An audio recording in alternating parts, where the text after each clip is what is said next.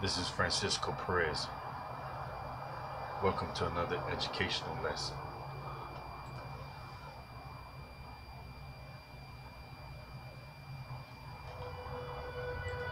For 1,000 years, the Hawaiian Islands were ruled as 4 separate kingdoms. In 1810, through treaty and warfare, King Kamehameha I emerged as the sole ruler, or mo'i, of the newly unified Hawaiian nation.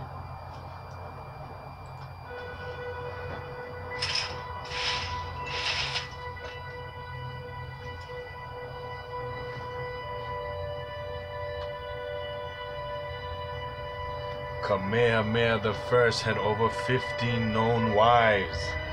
His highest ranking wife, Queen Mother Keopuolani, bore him his 2 heirs, Liholiho and Keoli. But the most politically powerful wife was Ka'ahumanu.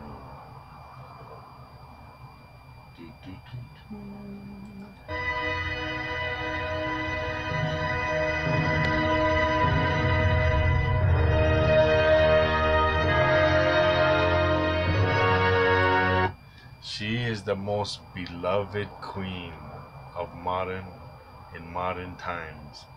This is Queen Ka'ahumanu. The famous picture of her and King Kamehameha, Liholiho, breaking the kapula of man and woman eating together. Ka'ahumanu was known for her surfing skills, tattoos, large figure, as well as her political shrewdness. Through clever appointments, her friends were in charge of Kamehameha's finances. Through clever appointments, her friends were in charge of Kamehameha's finances. The common people resented Ka'ahumanu, referred to her as Papale'aina, the hat that eats the land. Ka'ahumanu's closest allies included Hewa, the chief priest, who advocated westernization.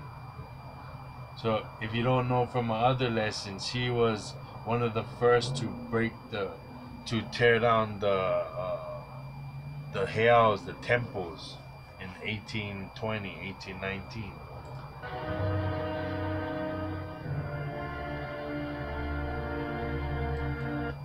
Those opposed to Ka'ahumanu gathered around Keopuolani and his wife, Manono. They were known as traditionalists. Though they believed in gradual reforms and modernization without destroying the culture. So, Ka'ahumanu essentially was destroying the culture, and these traditionalists were saying, we can modernize without destroying the culture.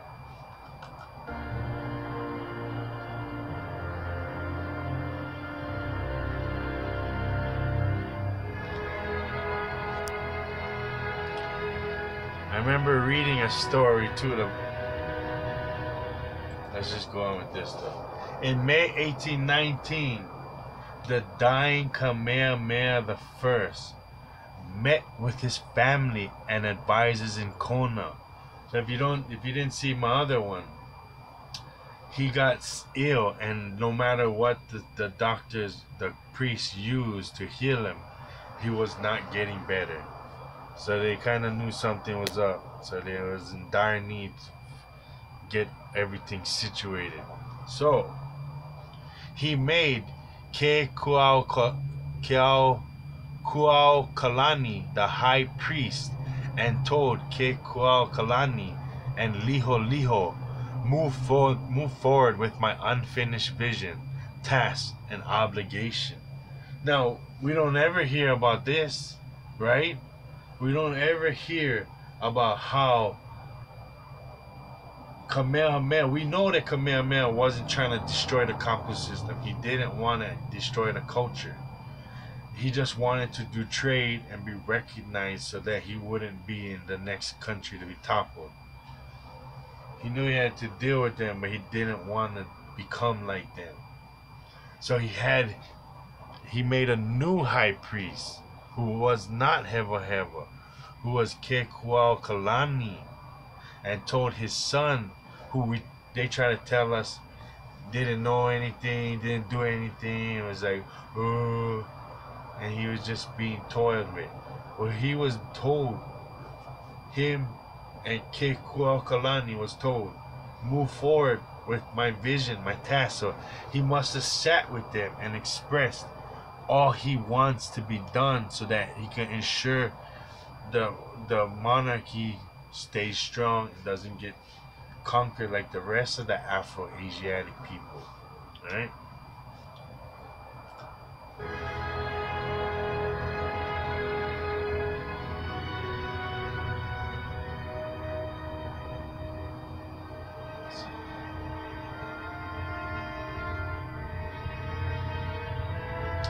He then sent for Kuamo'o and Heva Heva. So he sent for his queen, who was shrewd. She was disliked by the people because she was stealing money from the people because she was in charge of Kamehameha's finances, her and all her friends, right? So them two was being called, like, you ever seen movies where the guy, like, just think about Gladiator, all right? When Caesar goes and tells the general, oh, I want you to be the general ruler of Rome and hold it under military hold until we can install the Senate, and then who cares about my son? He can't rule. He's not fit to rule. And then what happened? Huh? He said, oh, okay, I don't want to do this, but for you I would do this. Right? And then the son comes and he's like, you know his son's not going to be happy. And he's like, my son will just deal with it. Son comes in, he's like, hello, son, I'm very sick. He's like, oh, Father, you're so sick, Father. Oh, let me comfort you in your pain, Father. So is it time for me to rule our kingdom, Father? And he goes, no, it's time for you to sit aside. It's time for you to sit behind the general. He will rule Rome and install the Senate. You will have all the amenities you need, but you will not rule. And then he stuffs him with a pillow, kills him, tells everybody that the general killed him, and says that he told me, I'm gonna be the king. So the general tried to assassinate the general, kill the general's family, and the general's on the run, and now the son is Caesar. The evil son is Caesar.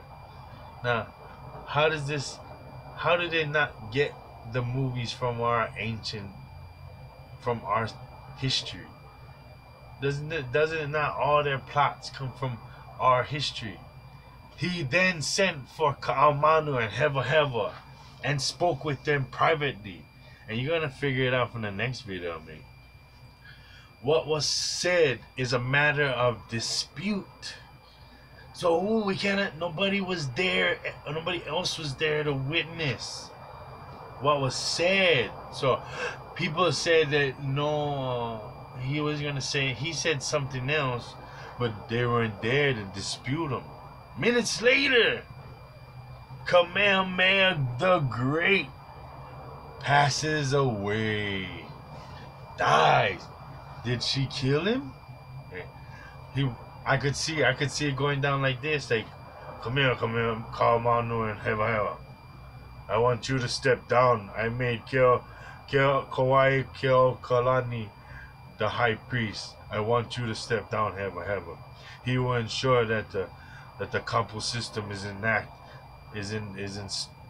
not taken down, and that we limit the use of these Europeans who are trying to rob our resources.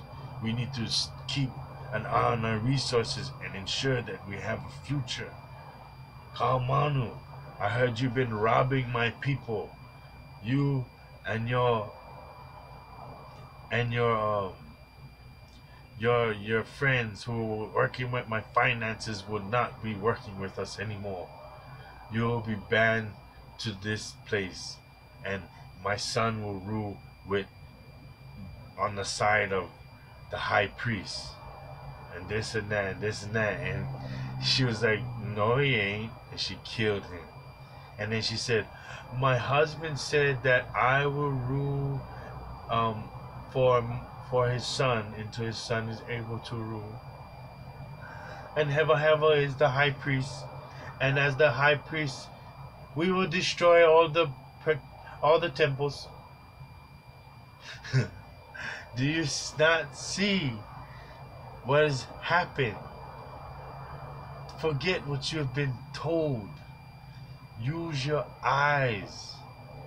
Use your common sense. Chitty chitty bang bang. They killed him and changed what he said.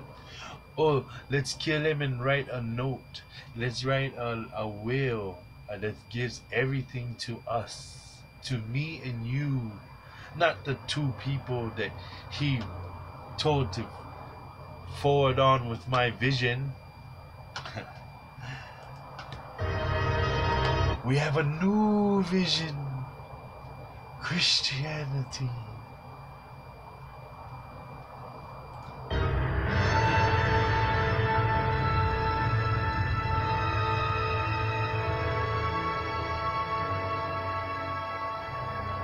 Not wasting time, Liho immediately went on a royal yacht and left for Lahaina. He said, I'm going to Maui. These guys are going to try to kill me next. For 6 months, Kahumanu and Liho did not speak directly to each other, only through others.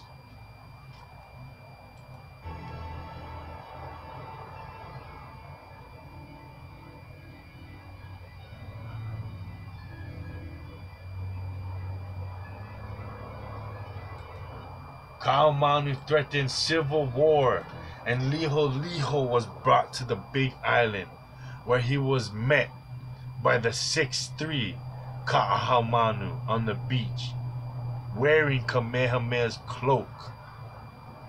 Right? What does the Bible say? Wear your cloak. Huh? Wear your hair, your bonnet, your helmet. Wear your girdle, your loincloth, your malo. Wearing Kamehameha's cloak, spear, helmet, and some say malo or loincloth. She was a man. She was like, I am Kamehameha. Call me Queen Kamehameha.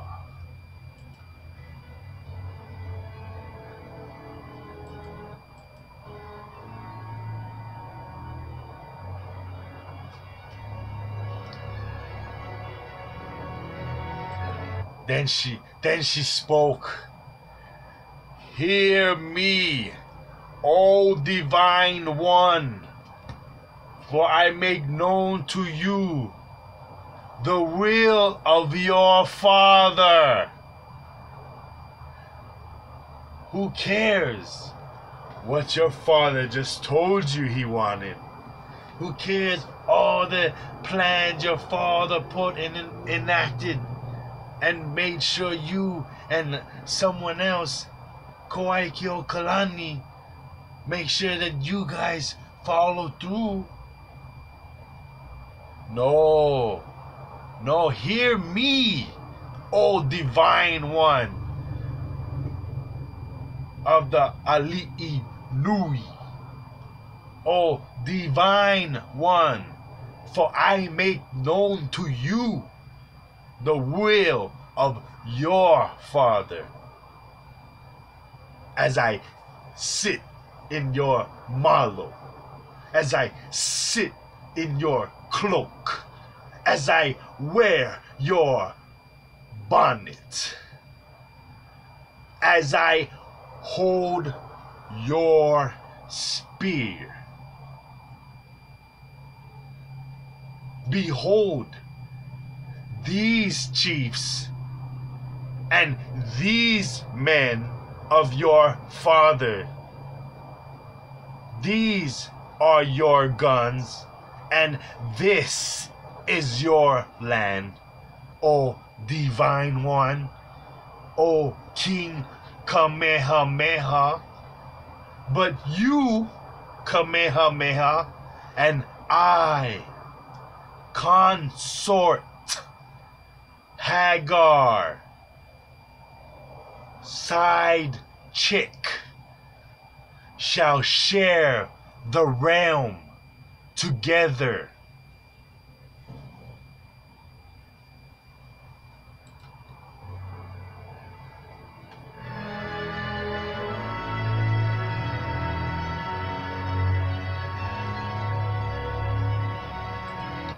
This is directly after this act. She said, I did away with the rules and laws and statutes of you, Divine One. I destroyed the Kapu system. So me and you eat dinner together. Look at her. Ha ha ha. He's like, holy crap. What just happened? What did we just do? He was all ready to go into his training to rule, being taught by the high priest to become the future priest king of Hawaii. And he was said, no, there's a different tale for you. I just killed your priest. So, sorry, priest king, not today.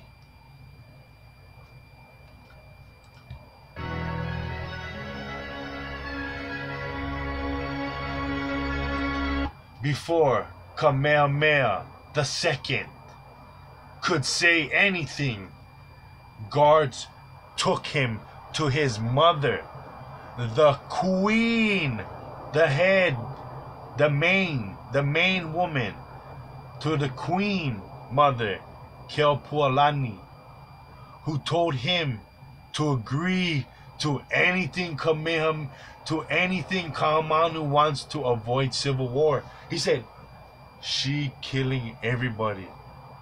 She is not stopping until the Freemasons and the Christian, the missionaries get their stronghold. She wants to rule.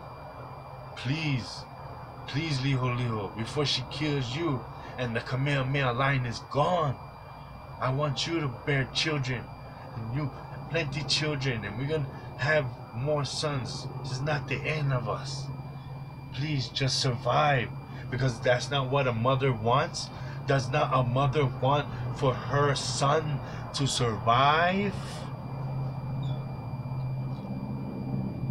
Do anything she wants. Please, please stay alive.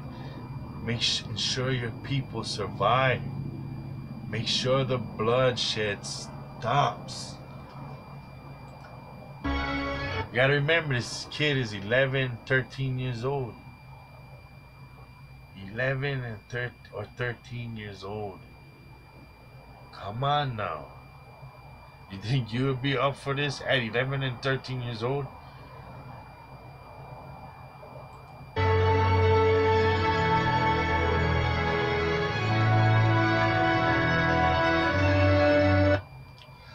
Liho then gave Ka'aumanu the title Kuhina Nui, or or prime minister, as she recognized him as King Kamehameha II.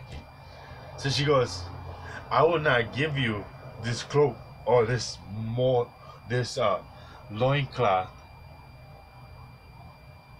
unless you make me prime minister, because we shall rule together.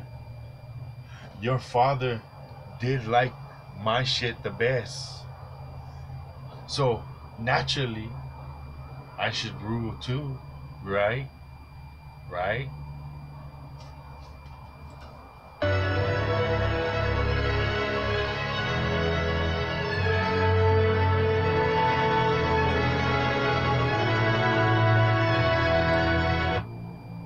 Then, 3 days later, on November 5th, Kuamo'o ordered the destruction of all temples, of all statues, of all, and massacred hundreds of priests. She massacred all of the hundreds of priests. That's what they're trying to say.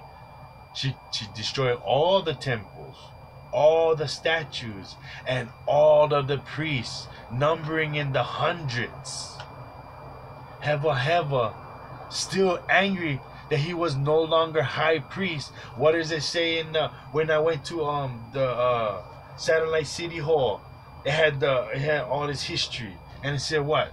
Who they said was the high priest at the time of the Battle of Kuamo'o? They say Heva was, right? But right here it says, like the truth should say, still angry. He was angry that he was no longer high priest. So out of spite, he helped the destruction. He said, I know how to destroy the temples. I know where all the temples are. I know how to get in the temples. I have trusted people in the order. They will fight with us, for us. Tell your missionary friends, give us our weapons.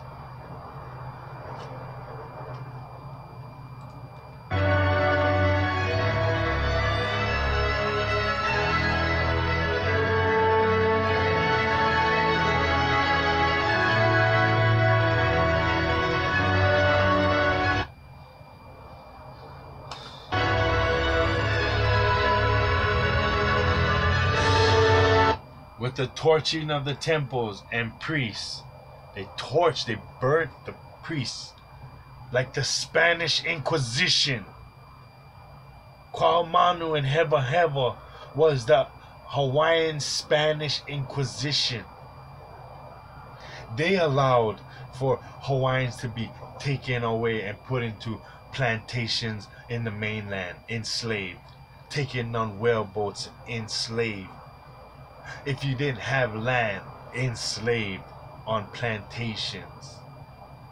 These actions set up the destruction of everything we deemed valuable, everything we deemed necessary was destroyed.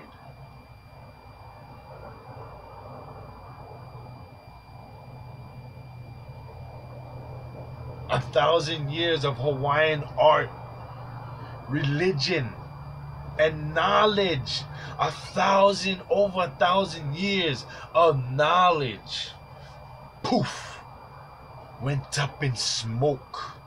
The young Kekuaokalani and his wife Manono then began to form an army. And that was the famous picture of the Hawaiian man and woman in ali'i garment, guarding the bonnet, the cloak, the loincloth, the girdle. These are the pictures of these ali'i, Queen Manono and King and High Priest Kekuaokalani and his wife Manono. So in Hawaiian law it states, if the king cannot do his duties as a king to uphold the land and the people, strengthen the land and the people, then the priest can overrule and start to rule in the stead of the king. So this is what he was trying to do. He was making a last-ditch attempt to take back power before the kingdom is destroyed.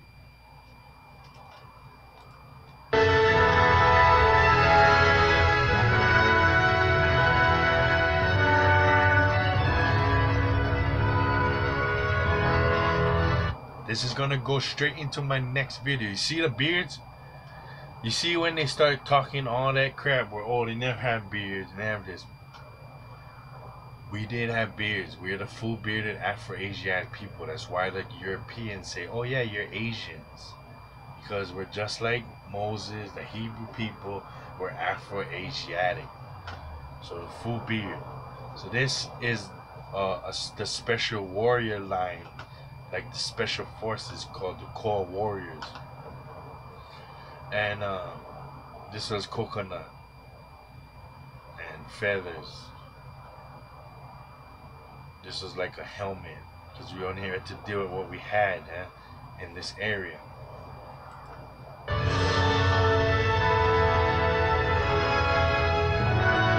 Armed with traditional Hawaiian weapons, they marched to the capital, Kamehameha in Kona, and were met with the muskets. See?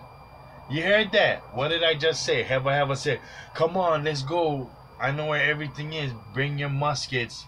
Tell your Christian friends, give us all the weapons they can, and we'll ensure that they overthrow Hawaii eventually and enslave the people. They were met with muskets of Kamehameha II's army. It wasn't Kamehameha II's army. As they said, it was the Prime Minister's army, Kuamo'o. Didn't Kamehameha just say that Liho was in league with Keokalani? Keokalani? And they had a vision? So he wasn't doing nothing at 11, 13 years old. In the barren fields of Kuamo'o. And this is the story they keep talking about. Oh man, I wish I pray that I get to go over there again and record that area, because I was near there. Oh boy.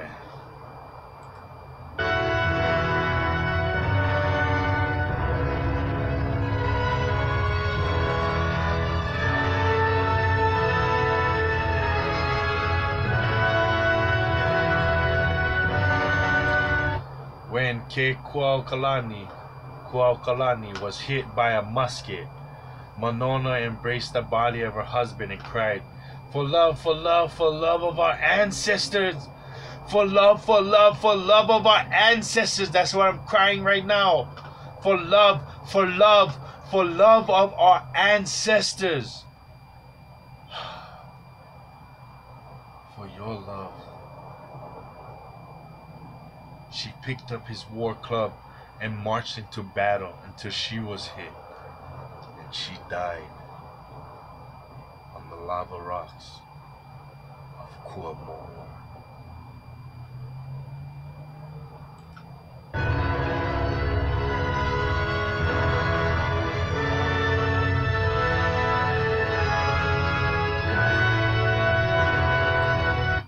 Within a year of Kuamo'o, American missionaries arrived, and 6 years later, Kamehameha imposed Protestantism, enacted a new legal code based on the Bible, and expelled all Catholics.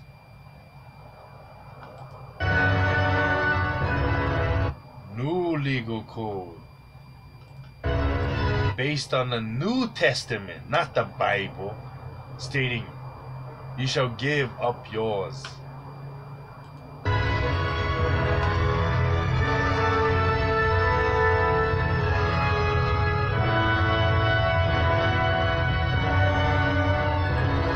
With that, all Hawaiian religious practices, like worshiping the Creator, were banned, along with the hula, for the next 40 years on punishment of death or imprisonment and enslavement. Kamehameha died in 1832 as the richest and most powerful woman in all of Hawaii.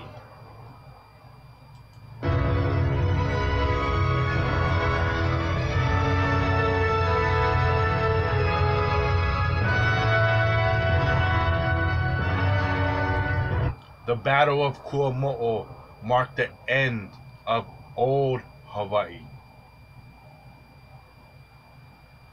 destroyed thousands of years of knowledge, art, history. King Kalakaua would later dedicate a chapter to Keokuakalani and Monono, calling them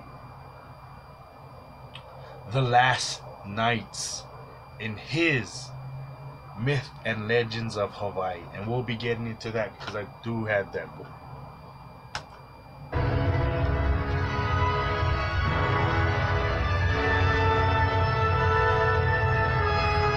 For the love of your ancestors, their love forever became a testament to their faith and their resolve to preserve Hawaiian traditions.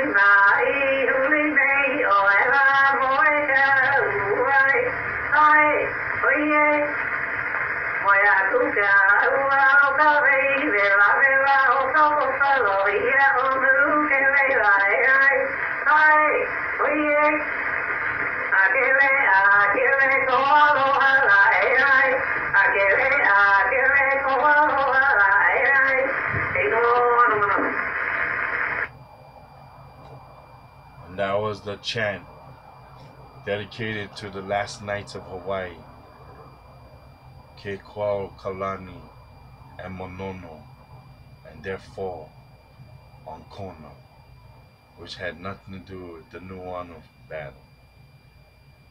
It sure looked like the same people, so I'm thinking over there the photo was talking about the Kona battle and it was in the Liliha library.